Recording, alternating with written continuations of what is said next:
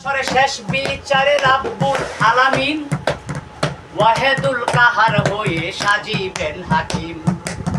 থাকিবে না দয়া মায়া স্নেহ মমতা, কেউ হবে না কারো জন্য জামিন ও দাতা। হাই হাই হাহাকার পড়ে যাবে খনি, পিপাসায় ফাটবে চাঁদি মগজ গলে পানি। দৌড়াইতে থাকিবে মানুষ মুক্তির কারণে, উপস্থিত হবে বিহিয়া আদম ও যেখানে। দেখি আদম হেরে হাসরেরই মাঠে, বিনয় করে বলবে সবাই পড়িয়া সংকটি।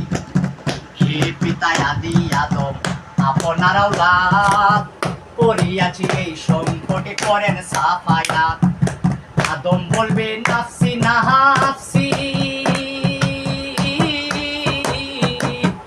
আমি পাপী গন্ধম খাইছি গো, আমি নাফরমানি করিয়াছি, নাফরমানি করিয়াছি, পারবো না সেই কারণে।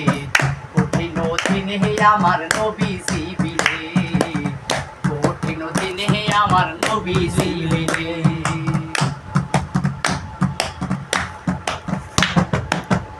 আদমের কথা শুনে যতই উম্মতগণ ইব্রাহিমের কাছে যাইয়া দিবে দর্শন। যাইয়া বলবে হে নবী আপনাকে জানাই, আমাদেরকে করেন উদ্ধার বলি আপনার তাই। ইব্রাহিম বলিবে আমি কান্দি বসে ব্যথা, নবী হইয়া কইছি আমি তিনটা মিথ্যা কথা। সেই কারণে পারিব না বলি তোমাদের, মুসা নবীর কাছে তোমরা যাও না এইবারে। মুসা নবীর কাছে যাইয়া চাহিবে উদ্ধার, মুসা বলবেন আমি পাপী বড়ই গুনাহগার।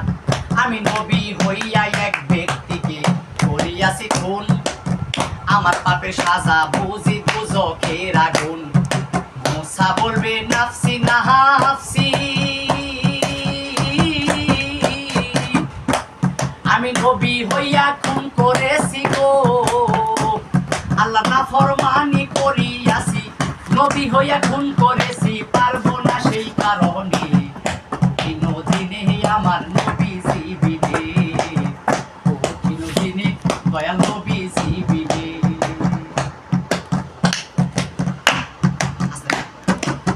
মুসা নবীর কথা শুনে যতই উম্মতগণ নূহ নবীর কাছে যাইয়া দিবে দর্শন।